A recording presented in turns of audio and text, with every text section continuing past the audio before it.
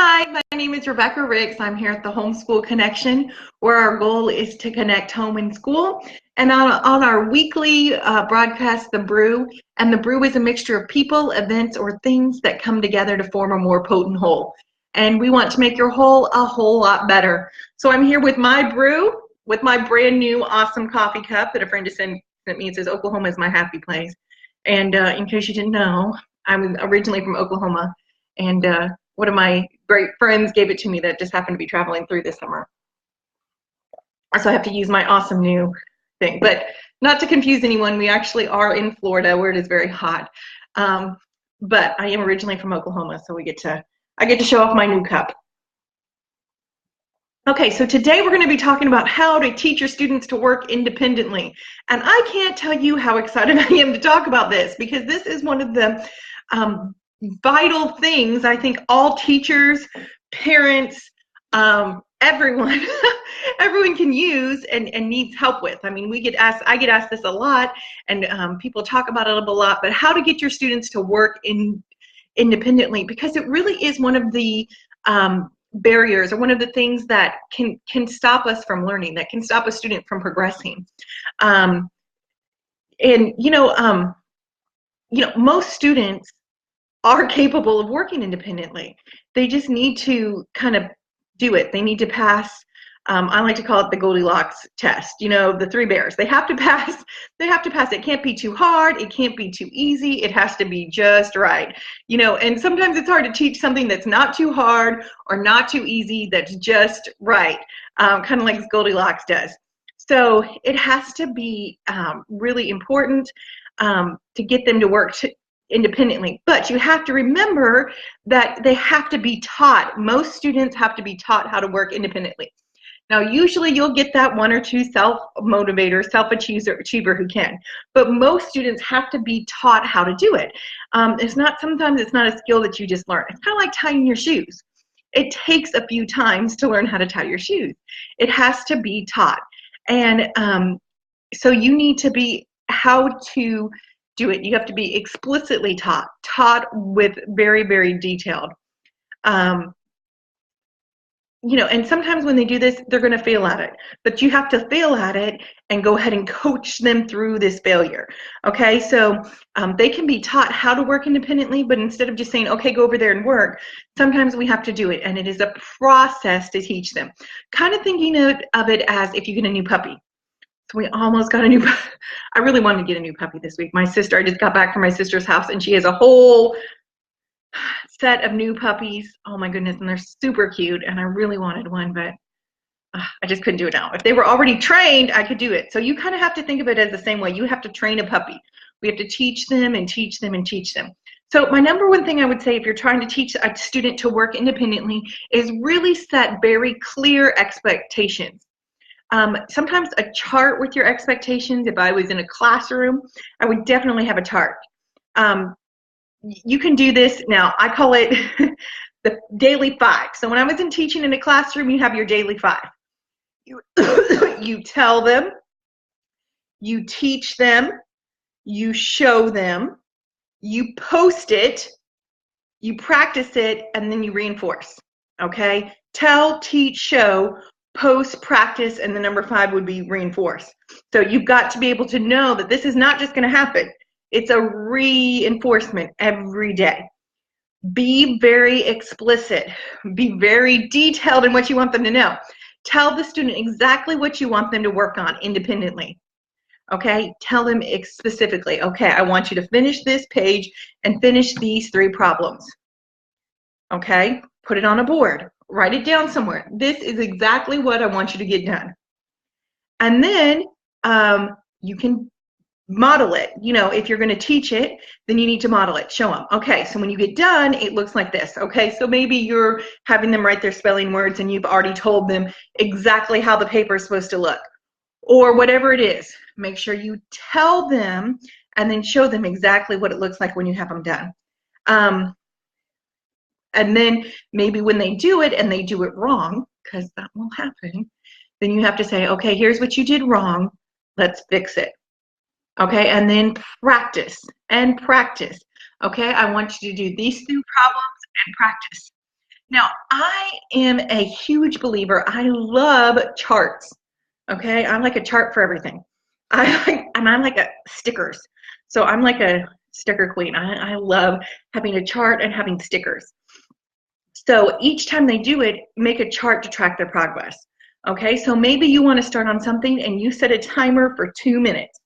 Okay, I want you to get this one problem done in 2 minutes. And if you get it done, you get a sticker on your chart.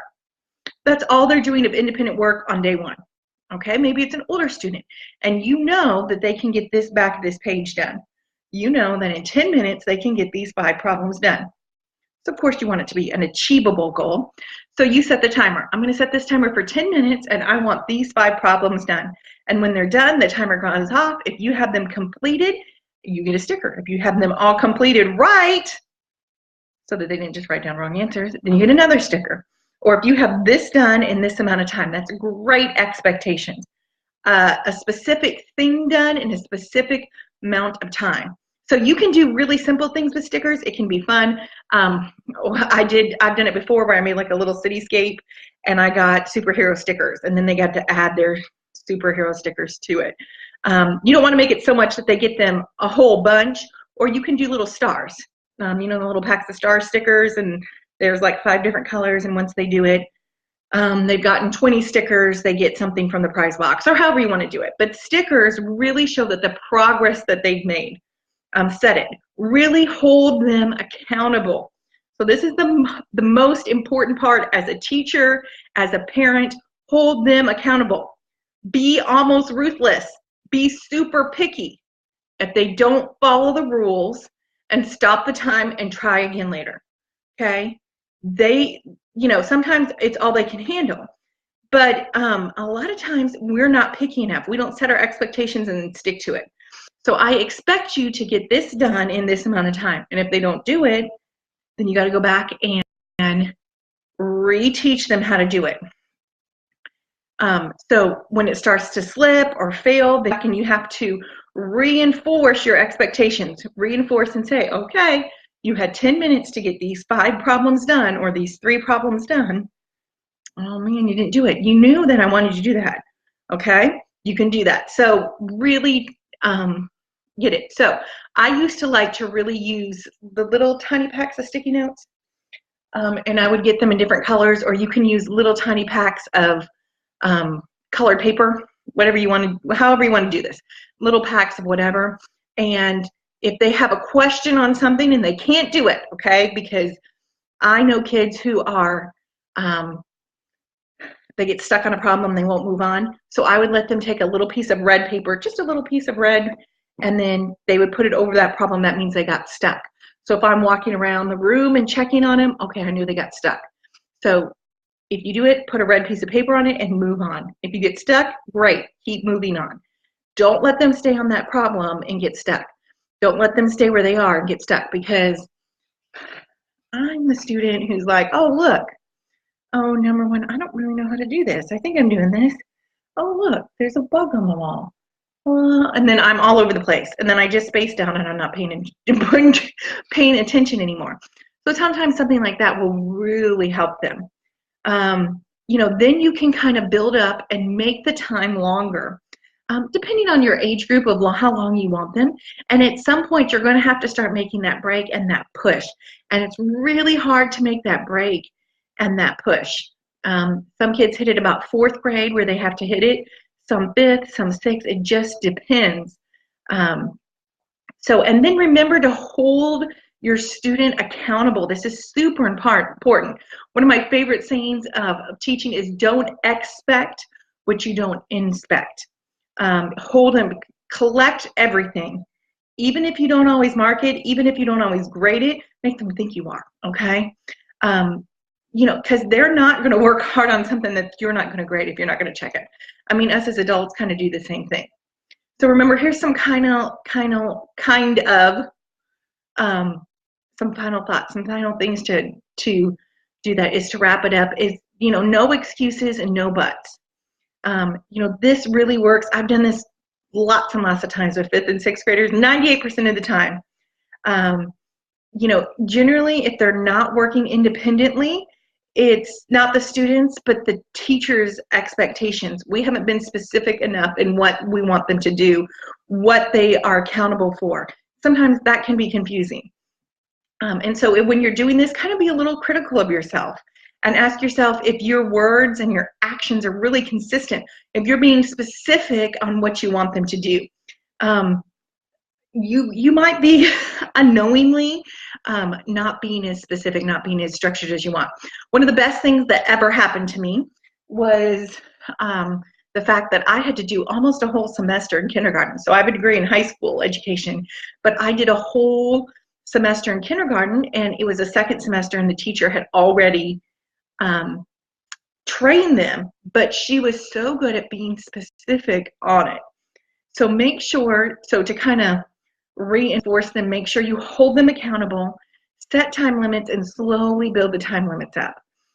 Really be explicit, be detailed on what you expect. Remember, you need to teach them, tell them what you want, teach them, so show them more than one time what you want them to do. Tell, teach, show, post it, write it down somewhere so they can look and see, because especially if you're a wanderer, oh yeah, I'm supposed to be doing that, back to work. Post it, practice, and then make sure you reinforce it. Every day do the same thing, because repetition is the key to learning. So if you want your child to start working more independently, work on it a little bit every day. And I know it's a hard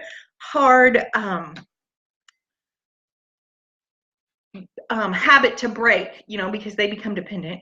It's hard for us as parents and teachers to get them to be independent. But just remember, slow and steady wins the race. Work a little bit on it every day, and it'll slowly build up. So hopefully we have a couple Pinterest posts that I really like, that I thought were interesting, a couple charts that you can use to track that. And if you have any questions or comments, make sure you give us a comment. If you like it, make sure you like us, give us a like and a share. And I hope you all have a great day. I will see you on Friday. I'm going to finish my brew tonight. And don't forget, you're not alone in homeschooling. If you have troubles, we are here to help you.